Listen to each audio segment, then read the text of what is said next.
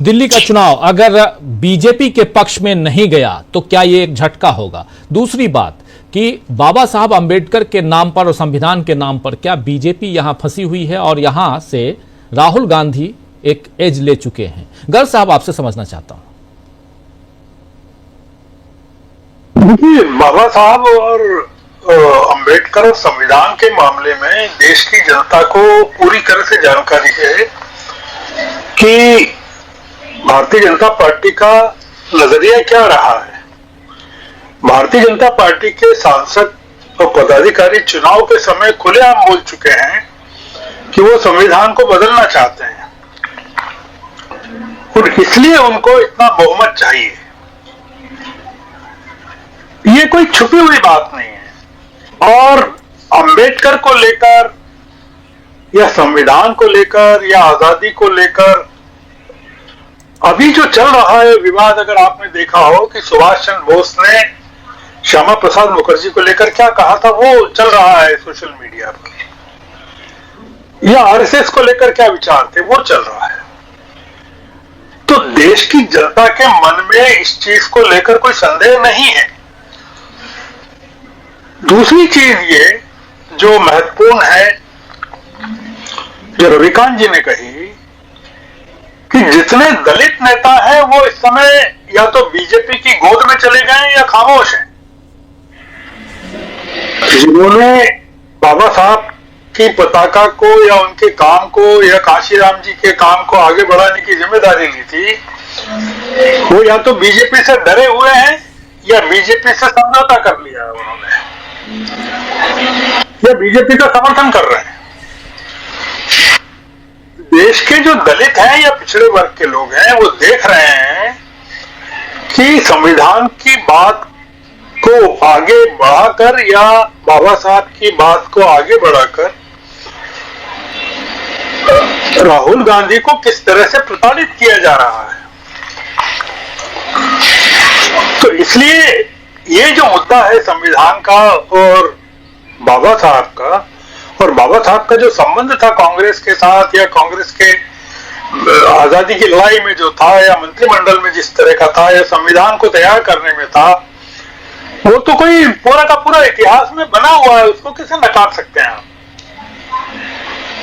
तो इसलिए इसमें किसी को कोई, यानी आप देखिए कि ये लोग आगे बढ़ बढ़कर बाबा साहब की जो बातें कर रहे हैं वो केवल इसीलिए कर रहे हैं कि एक अपराध भाव है इनके मन में, इसलिए कर रहे हैं कि अल्पसंख्यकों ने साथ छोड़ दिया, अब दलित और पिछड़ा वर्ग भी साथ छोड़ देगा, और जो सवर्ण हिंदू समाज है वो पूरी तरह इनके साथ नहीं है।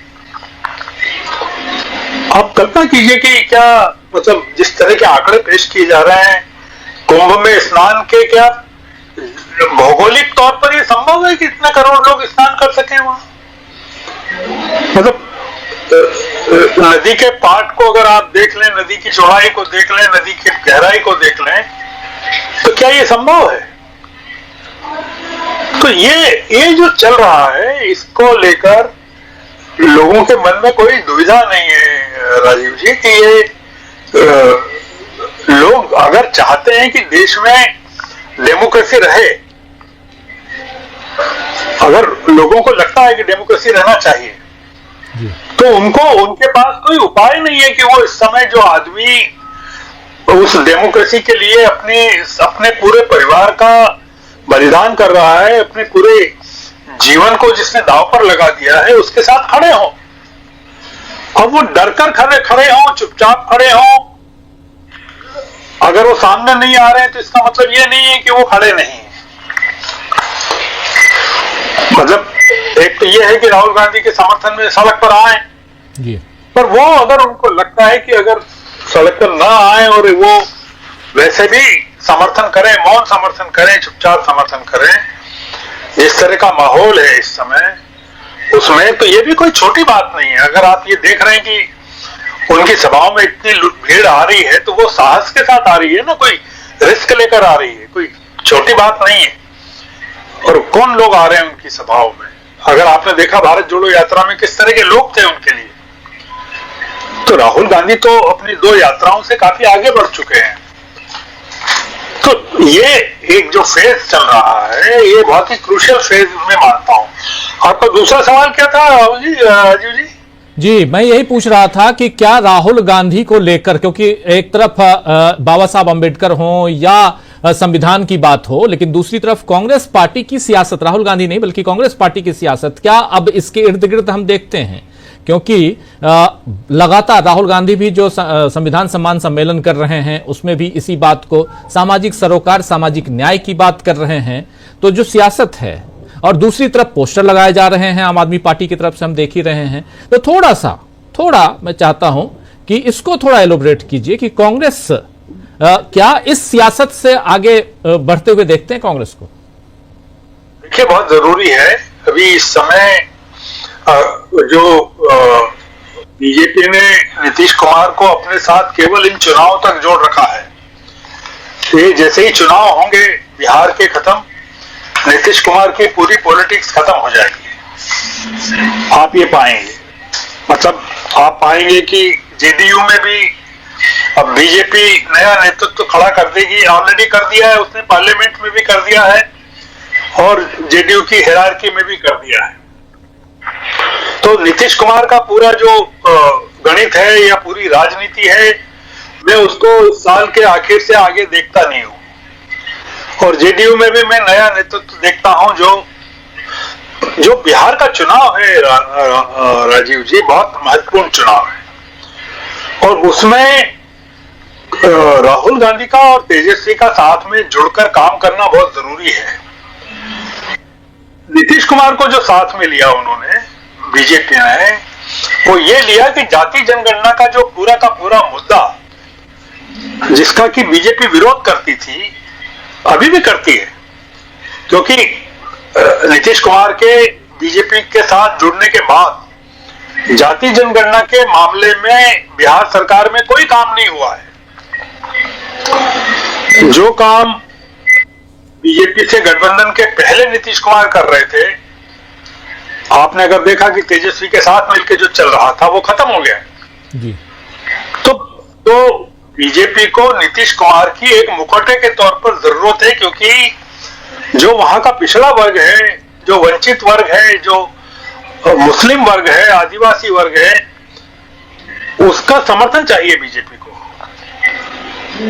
इसलिए मैं मानता हूं कि राहुल गांधी का इस समय जो बाबा साहब के प्रति या पिछड़ों के प्रति, जो संविधान के प्रति जो पूरा का पूरा मामला है, क्योंकि संविधान का मामला ही यह है कि रिजर्वेशन लोगों को मिले, अधिकार मिले नागरिकों को, उनकी जिसकी जितनी आबादी उतना उसका हक, ये जो पूरा का पूरा मामला है राहुल गांधी का, ये बिहार में एग्जीक्यूट होना है।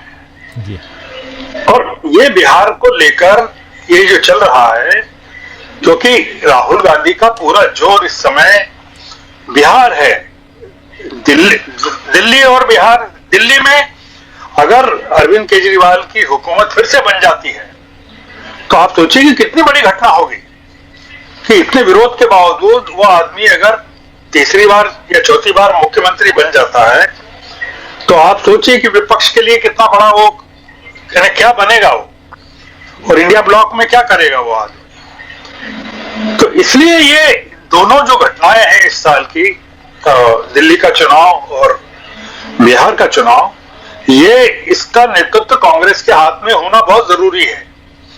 और पूरा का पूरा फोकस जो है इस समय राहुल गांधी का और कांग्रेस का अगर दिल्ली पर और बिहार पर केंद्रित है, तो मेरे ख्याल से ये एक बहुत बड़ी घटना, ये पूरी 2025 का जो साल है, मेरा ऐसा मानना है कि भारत की विपक्ष की राजनीति के लिए टर्निंग पॉइंट साबित होने वाला है।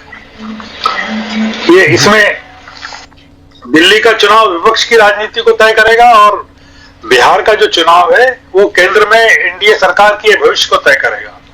तो इसलिए ये मैं इसको, बाकी जो चीजें चल रही हैं उसको बहुत ही पेरिफेरी पे मानता हूं, मतलब वो उनको कोई बहुत ज्यादा अहमियत देता नहीं हूं, क्योंकि ये डिसाइसिव बैटल है जो इस समय हो रही है देश में। जी गर्ग साहब, एक सवाल इसके साथ ही था, जब बिहार की आप बात कर रहे हैं तो क्या चुनाव, बिहार का जो चुनाव है, नीतीश बाबू, आपको लगता है कि नीतीश बाबू जो हैं वो एनडीए के साथ ही लड़ेंगे? 100% लड़ेंगे। मैं इस बात में यकीन ही नहीं करता हूं। ये जो हमारे यहाँ चर्चाएं चलती है, पलटी खा जाएंगे, अब पलटने वाले हैं, तब पलटने वाले हैं, नीतीश कुमार के लिए इंडिया ब्लॉक में कोई गुंजाइश ही नहीं है। वो क्या करेंगे आके? और आपने देखा कि आरजेडी जो है अपना चीफ मिनिस्टरियल कैंडिडेट अनाउंस कर चुकी है, तेजस्वी को, बिहार में। तो अगर बिहार में तेजस्वी को मुख्यमंत्री पद का चेहरा घोषित कर चुकी है आरजेडी, तो फिर नीतीश कुमार क्या करेंगे वहां बिहार में आरजेडी के साथ मिलकर? नीतीश कुमार को, जैसा सुशील मोदी ने एक बार कहा था कि वो छोड़कर इसलिए गए बीजेपी को कि वो उपराष्ट्रपति बनना चाहते थे और बीजेपी ने मना कर दिया था।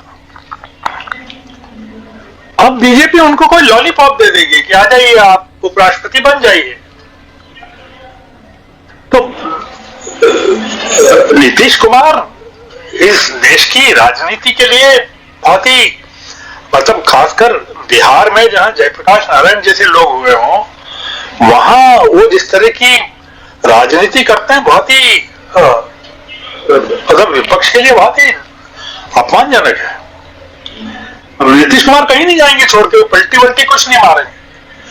ये सब टेलीविजन की डिबेट्स के लिए है कि वो पलटी अब मार रहे हैं, तब मार रहे हैं, जीतन राम मांझी ये कर रहे हैं, वो कर रहे हैं। कुछ नहीं होने वाला। ये लोग बहुत ही सत्ता के साथ पूरे जीवन भर चिपके रहे हैं और सत्ता के साथ चिपके रहेंगे। बीजेपी छोड़ के कहीं नहीं जा सकते। जी जी बिल्कुल, बहुत शुक्रिया आपका गर्ग साहब। जरा अमलेंदु जी, बहुत सारी चर्चा, हम लोग बहुत सारे बात कर चुके हैं। दिल्ली के चुनाव की थोड़ी सी चर्चा आपसे करना चाहता हूं क्लोजिंग कमेंट के रूप में भी। क्या लगता है, अब चूंकि ये जनवरी का महीना, आज 25 तारीख, कल 26 जनवरी है, गणतंत्र दिवस, और इसके बाद रिपब्लिक डे, और इसके बाद फिर से 27 तारीख से शुरुआत होगी जैसा लगता है मुझे, और 5 तारीख को, यानी 3 दिन इधर 3 दिन उधर, 3 तारीख आखिरी है चुनाव प्रचार का, 6 दिन, 5-6 दिन।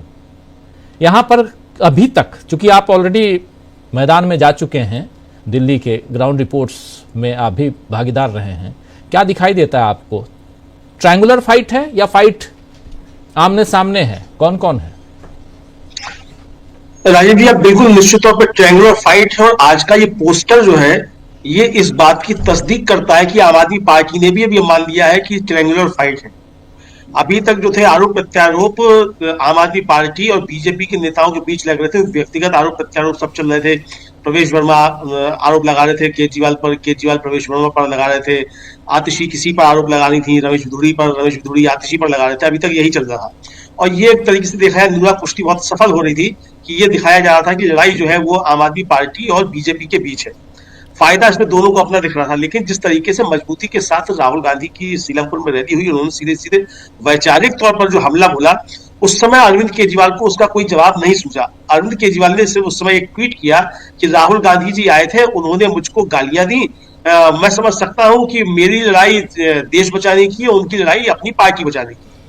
उसमें यह कहकर अरविंद केजरीवाल साफ निकल गए थे और राहुल गांधी पर कोई पलटकर उन्होंने वार नहीं किया था। क्योंकि अगर राहुल गांधी पर उस समय पलटकर वार किया जाता तो सवाल पूछा जाता, फिर उनसे जाति का जनगणना पे सवाल होता, बाबा साहब डॉक्टर भीमराव अम्बेडकर का अमित शाह ने अपमान किया उस पर सवाल होता, बहुत सारे सवाल जो थे वो उनसे केजरीवाल से और आम आदमी पार्टी से होते।